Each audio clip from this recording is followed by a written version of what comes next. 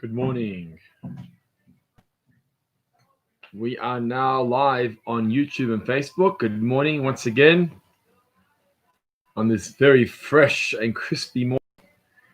Hope you're all keeping well and strong and warm. And welcome back for another session of daily learning and lockdown inspiration. Our viewers are logging on. I can see on Facebook and on YouTube. So Boker Tov to one and all. Thank you for joining us. We'll just give it a few minutes for people to log on. Keep your greetings going. Keep on sharing. Let's keep on doing that as we traditionally like doing. We love to hear from you. So keep those comments coming.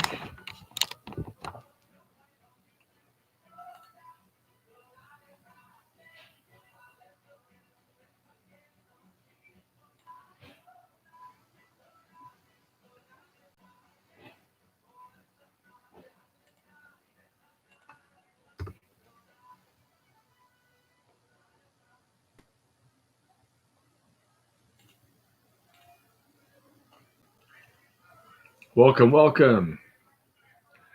I see everyone's logging on. Let me welcome you first of all personally, just to respond to all the greetings. If you're just logging on, please do share with us your greetings. Good morning.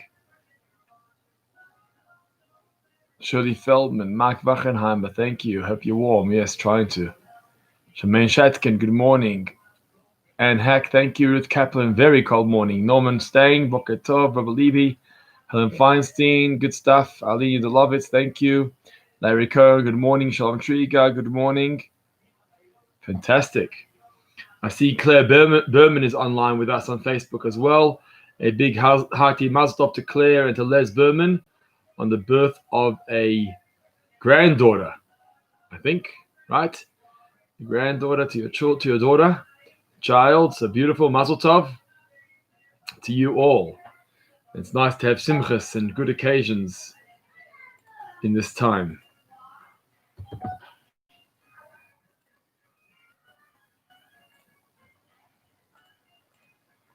And on YouTube, we have Stan and Raylene Brask, Sherilyn Diamond, Shelley and Daryl watching on TV.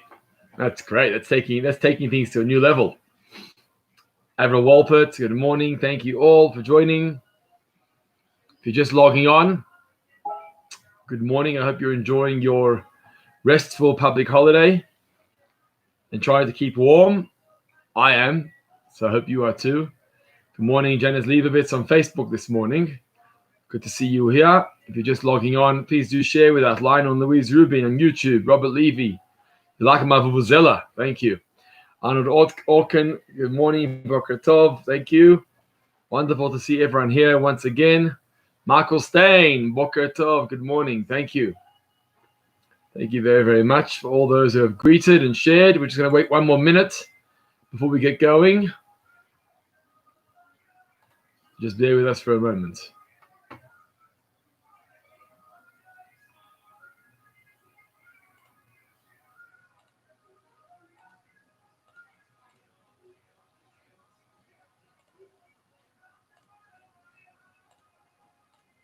Wonderful. Keep those comments coming. We want to hear from you. Keep the comments coming. In just a moment, we're going to get going.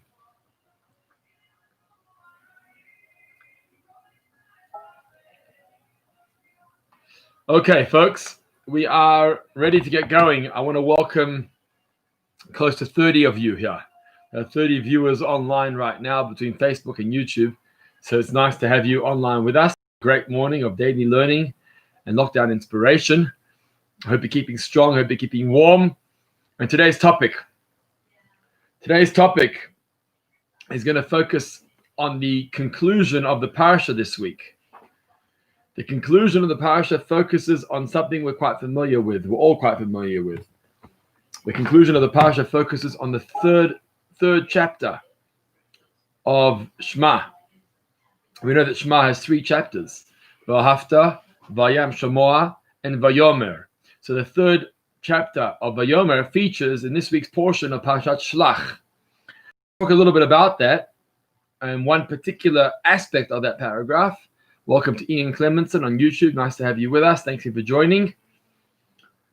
In particular, we're going to focus on the mitzvah of tzitzit, because it features quite prominently in the parasha of Vayomer.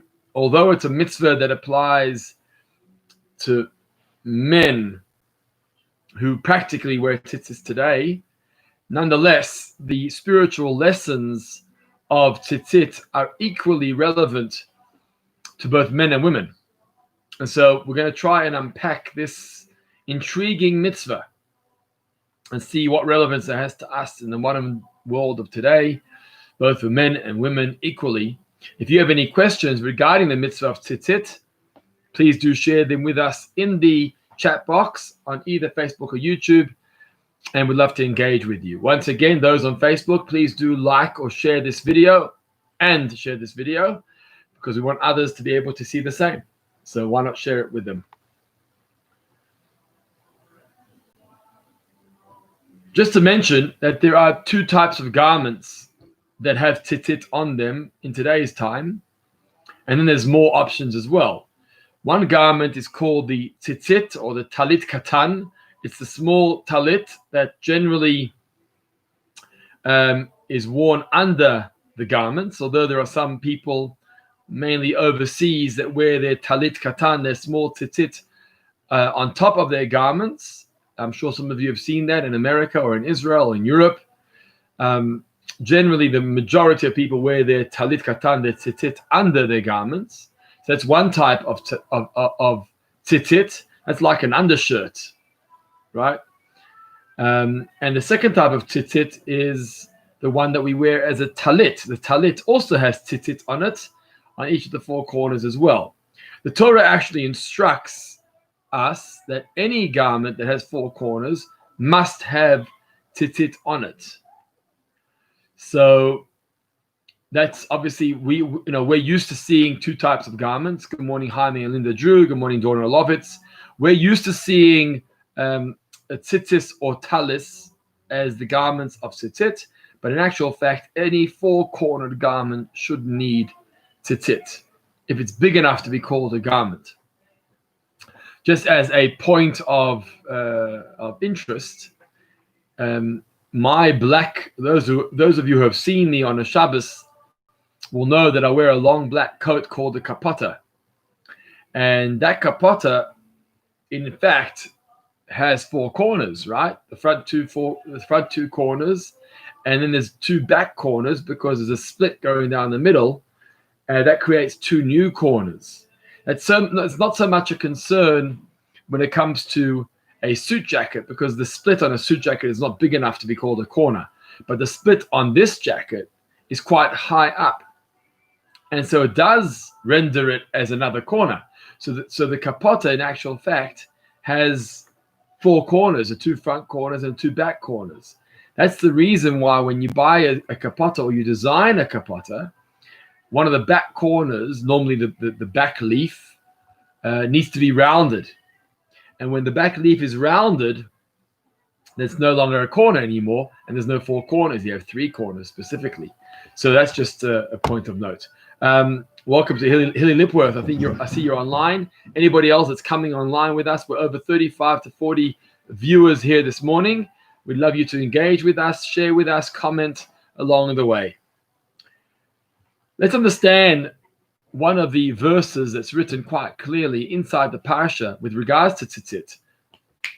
And it says there, Uri'item oto, and you will see them, you will see the tzitzit, Uzachartem et kol mitzvot Hashem. You're quite familiar with that wording. Uri'item oto, when you see the tzitzit, you'll be reminded of all the mitzvot. Hi, Ilan Solomons. Good morning.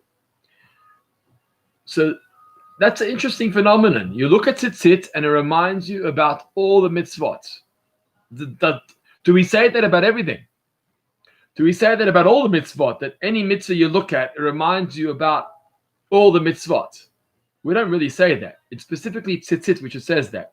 Uri'item oto, you will see it, and you'll be reminded about all the mitzvot. Just by the way, that verse, those words, uri'item oto, and you will see them, or you will see it, which is part of the Shema.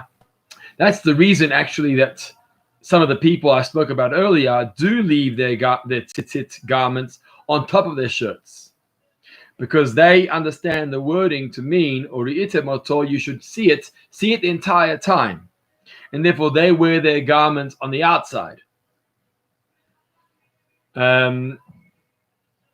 Other people interpret that verse to mean something a little different. Other people wear the tzitzit, just the strings out all the time. And when the strings are out all the time, then you look at the strings and they remind you that you look at the strings all the time. There's a third take on it, that you don't have to see it all the time, but when you do see it, for example, when you're using it as part of shachrit or part of davening and you want to kiss it throughout the davening, seeing the tzitzit when you do reminds you of all the mitzvot. So there's three customs of how to interpret that verse, that you will see them and be reminded of mitzvot. One of them is that you see the garment outside all the time. The other one is you see the strings hanging out all the time. And the third is that neither of them have to be out the entire time. Just when you do see the tzitzit at whatever point of time it's going to be, that will remind you of the rest of the mitzvot. I want to welcome Manfred Kalmick and Ruth Kalmick. Thank you for joining us. Tracy Mindel, it's your 50th birthday today. Happy birthday to Tracy Mindel. Mazel tov. Thank you for joining us on your special day. And please God, the next 50 should be even better with good health. I see Brian Owen has posted here the gematria of tzitzit. Yeah, hang in there, Brian. Absolutely, hang in there. We're coming to that now. Thank you. So the Talmud actually shares with us a story, quite an interesting story that the Gemara shares with us. That there was a Gemara Menachos says that there was one person, there was a man who was very, very particular about wearing tzitzit all the time. This was something very, very dear to him, very, very precious to him. He wore tzitzit all the time. And the Talmud describes how at one point in time he was about to transgress, he was about to sin. Good morning, Dennis Solomons. At one particular point he was going to sin. It says he was going to sin with immorality. So with a woman that was near him, he was ready to sin. In fact, he was already lying in bed. And Talmud describes how suddenly the tzitzit that he was so particular to wear fell in his face. And the strings hit him. And when those strings hit him, he suddenly came to his senses and he realized, oh boy, what am I doing? And immediately stopped himself in the process and held back from sin. It reminds me of Yaakov Avinu, of Yosef HaTzadik. When Joseph was a young boy, when he was a teenager in Egypt, we know the story that Joseph was going to sin with the wife of Potiphar in Egypt. And he was ready to sin. He was ready to give in to his temptations and to her as well, until he saw an image of his father.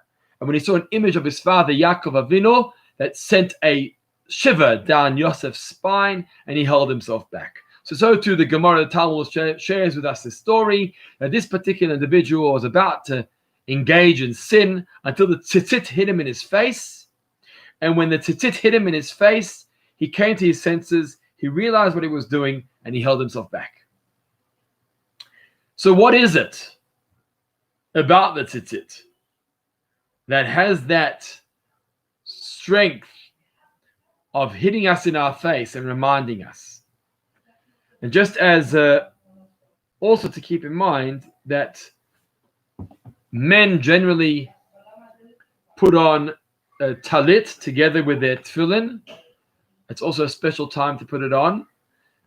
Teenagers who put on a talit is very good.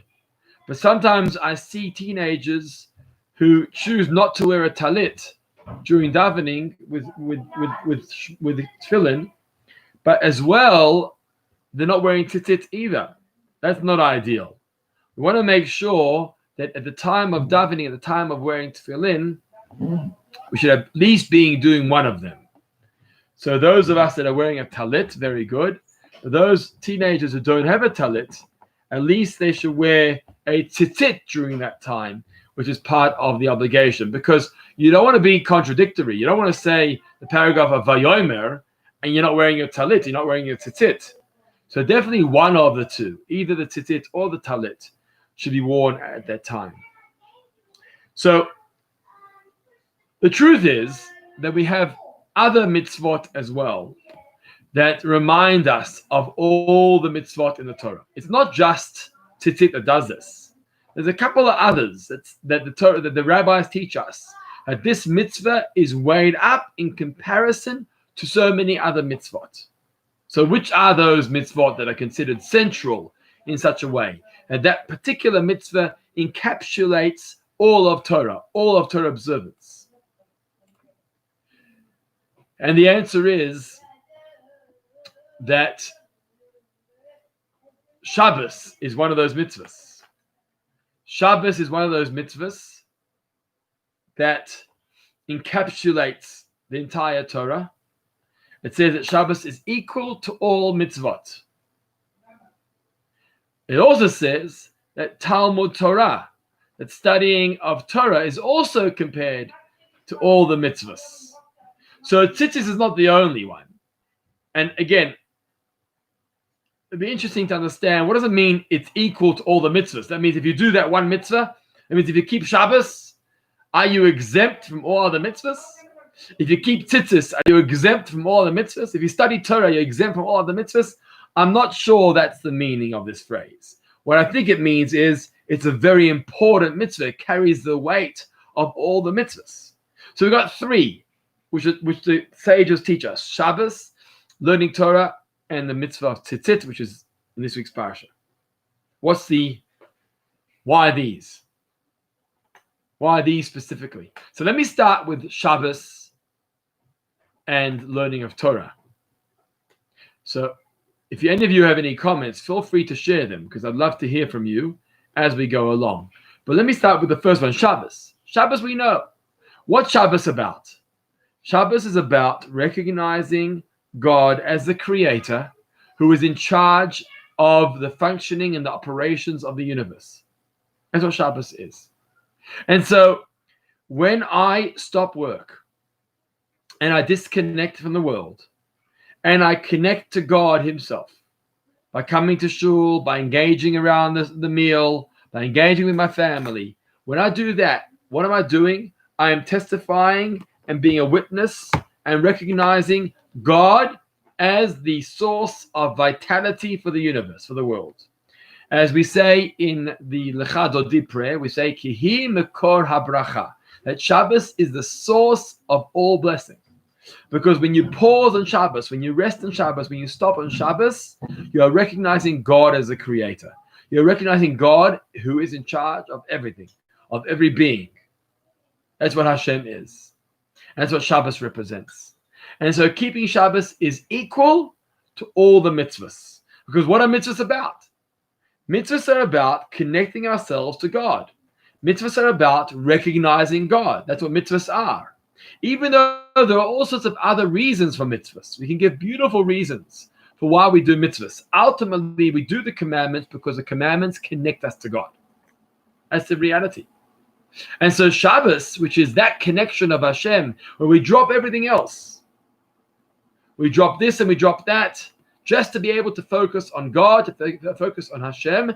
That is the ultimate. And so Shabbos is compared to all the mitzvahs. Similarly, Talmud Torah.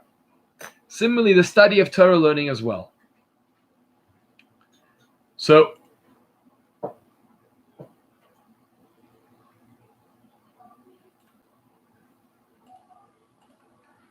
what do we say about Torah study? So the first word of the Ten Commandments is Anoichi, as we all know. I am Hashem your God. Anoichi Hashem Elokecha. I am Hashem your God. That, we've spoken about this before in one of our sessions, morning sessions. The word Anoichi is in fact an Egyptian word. And it stands for 4 words. Ana, Nafshi, Kesavis, Yehovis. I, my soul, says God, I, my soul, invested in this Torah. I, my soul, wrote it and gave it to you. What God is hinting to in that wording of Anochi is God saying to us that I have put my essence, my being into my writings, into my Torah. If you want to figure out what sort of doctor a person is, go read his thesis. When you read the doctorate, the dissertation, you'll figure out what sort of doctor he is.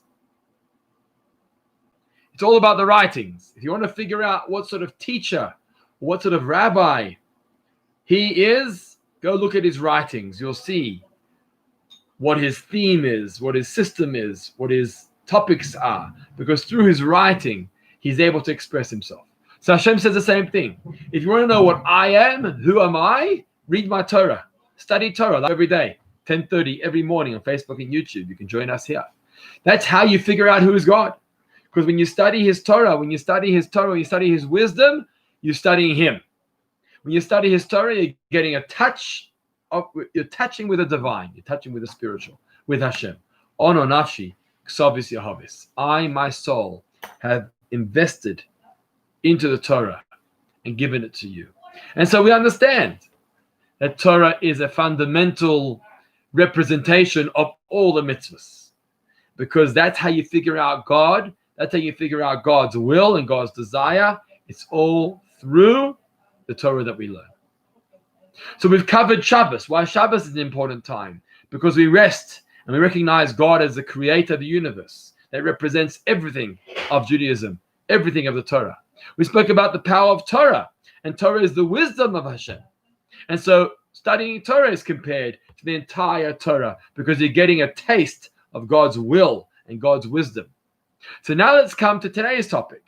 And today's topic was focusing on Tues, the final parsha of this week, the parsha of Vayomer, the third parsha of the Shema, which focuses on Tues. And the question we started with today was, what is so special about Tues? Why does Tues represent? Why does Tues represent all of mitzvahs, all of God's Torah?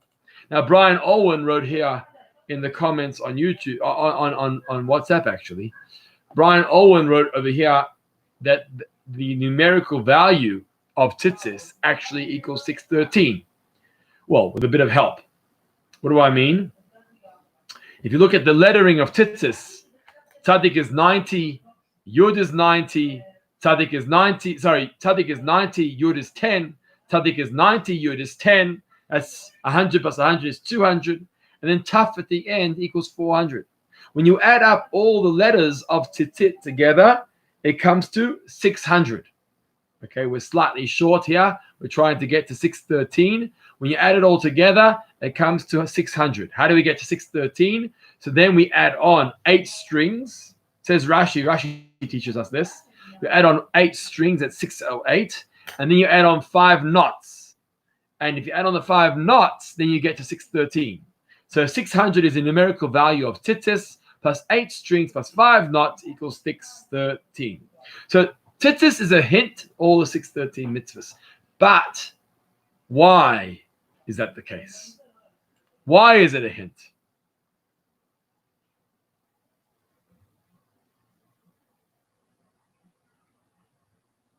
Why is it a hint to all the mitzvahs?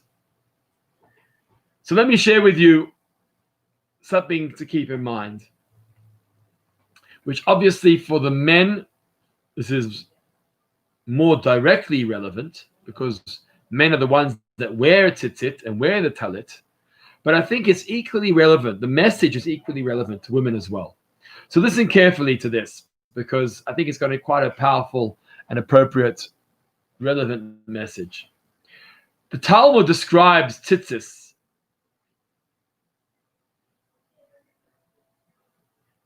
as being similar to a seal, to a signet ring, to a stamp. Just like a master who has an army of servants, and he wants to make sure that every servant is carrying a tag, or every servant has the right stamp on his hand as he comes in and goes out of work every day. Says the Talmud, that is the purpose of the tzitzis. Tzitzis is like our garment, or like our stamp, or like our seal. It's actually a uniform that we wear. When we wear the uniform, when we wear the tzitzis, we're showing pride of being part of God's army, part of God's people. And God requested of his people. God requested of his people to wear this uniform. Okay, great. I see a question. Thank you very, very much. I encourage others to do the same. The question is, I know you should know this. No, Daryl and Shelley, don't worry. Everyone can ask.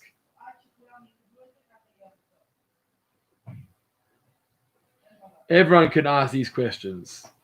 So don't stress. I encourage you to ask.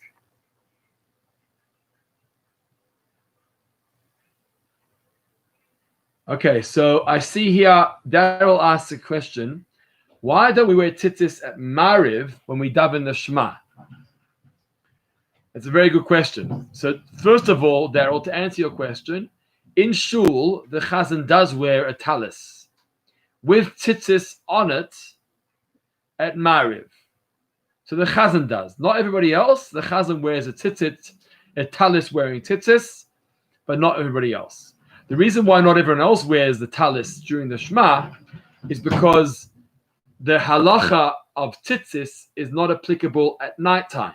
I'll come back to Shalom Trigo's question in a moment on Facebook, but to answer Daryl and Shelley, tzitzis has no mitzvah at nighttime. That doesn't mean you can't wear the tzitzis at nighttime. You can definitely wear your tzitzis at nighttime, but we don't wear our talis. We don't make a whole communal activity out of it to wear our tzitzis at nighttime, because nighttime is not a mitzvah day for tzitzis. Why is that? Because it says uri'item oto, you should be able to see it. And at nighttime, especially in the olden days without lights, they weren't able to see it. They couldn't see the white strings, they couldn't see the tchelet, the light blue strings. So because you can't see it at nighttime, therefore tzitzis halachically we're not obligated to wear at nighttime. Obviously, those who wish to still wear their tzitzis or their talit at nighttime can definitely do it.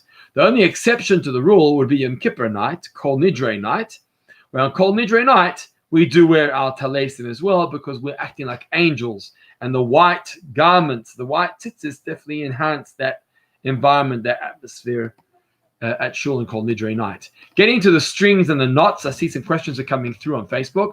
So Shalom Shriga says, what is the fifth knot? So Shalom, number one is the actual tying around the beged, tying around the garment. That's not number one. That's not K-N-O-T. That's not number one.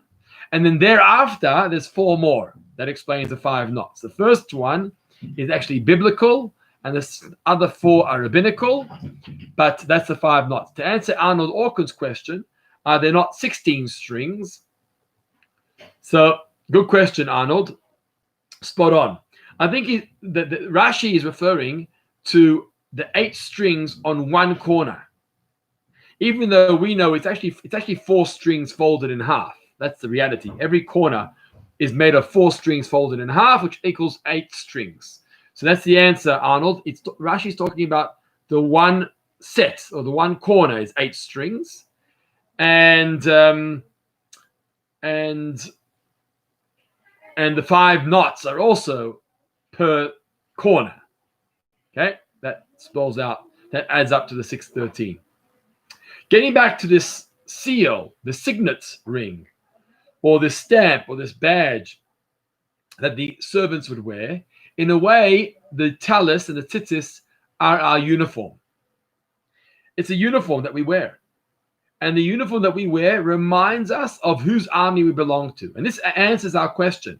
Why is it that tzitzis is such a fundamental mitzvah? Because it shows us whose army we belong to. And that's why God asked specifically for 4 corners. Why did he ask for 4 corners? Maybe he could have asked for 3 corners or 5 corners. Why did he ask for 4 corners? Because the 4 corners of the tzitzit remind us of the 4 corners of the world.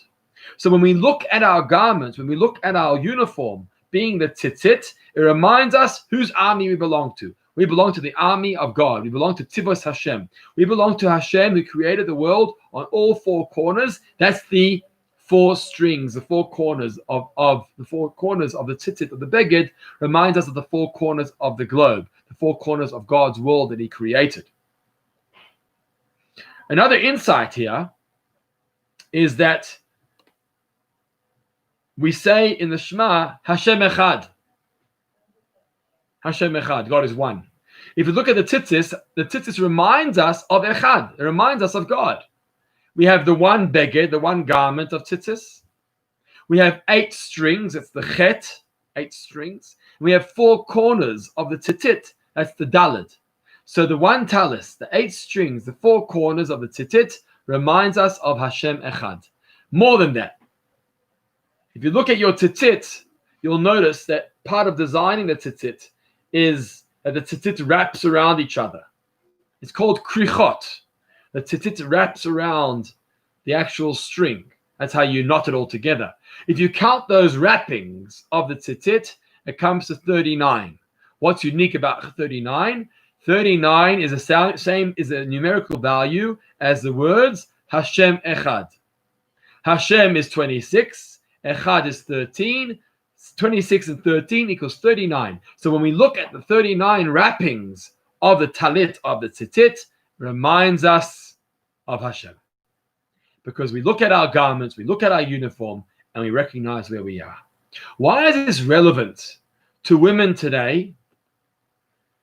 Because what this teaches us is that we're not just keep connecting to God internally.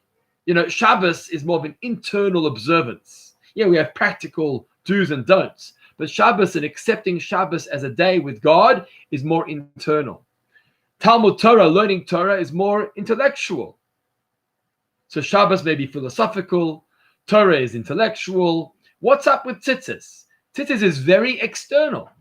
But God's telling us that externalities, the way we dress on the outside, is in fact a very big part of connecting to Him. It's a big part of being part of His people, part of His nation. And so that's the message both for men and women. Never say that Judaism is internal or Judaism is something that's inside of me. Judaism is inside of me and outside of me. How do I know? Because Torah even cares of what my outside garb, my outside uniform looks like, i.e. the tzitzis. And so all of us have to remember this. The way we dress on the outside should reflect and has an effect on the way we behave in the inside as well. That's part of the mitzvah of tzitzit. That's part of the message of tzitzit. And so we look at the tzitzit itself, and it reminds us. I'll end off with a parable, an analogy. And while I'm doing that, I invite you all to share in the comments if you wish. Thank you to those who've already shared till this point. I see Steve Herr has mentioned his mum, Esther Bat Moshe. We obviously learn in her memory. I'll end off with one more analogy. And if you have any questions, feel free to post them. The Medrash brings on this particular chapter of the Tzitzit, the Medrash quotes the story about someone who's traveling on a boat and he falls off the boat and the captain wants to come and save him. So what does the captain do? The captain throws him the rope and he tells him, hang on to that rope, because if you hang on to that rope, we're going to save you. We'll make sure to bring you out alive and safe. And the Medrash says that that's exactly what Tzitzit is about. That God throws us the strings, throws us the garb, throws us the uniform. And he says, if you wear this, you're going to be safe. If you wear the garb, if you dress appropriately, if you dress modestly, if you dress with the tzitzit and the talit on the outside, then you identify yourself with Am Yisrael, the Jewish people, and then you'll be saved. Just like the rope that's thrown overboard from the boat to the tzitzit does the same. And now we understand why the verse says, Uri'item oto, you'll see it, Uzachartem et kol mitzvot Hashem, and through the tzitzit you'll come to remember God. Why? Because when you're dressing a certain way, you remember who you are. When you're dressed in a certain dress code, in a certain uniform, outfit, you remember who you are, and we remain connected and faithful to Hashem.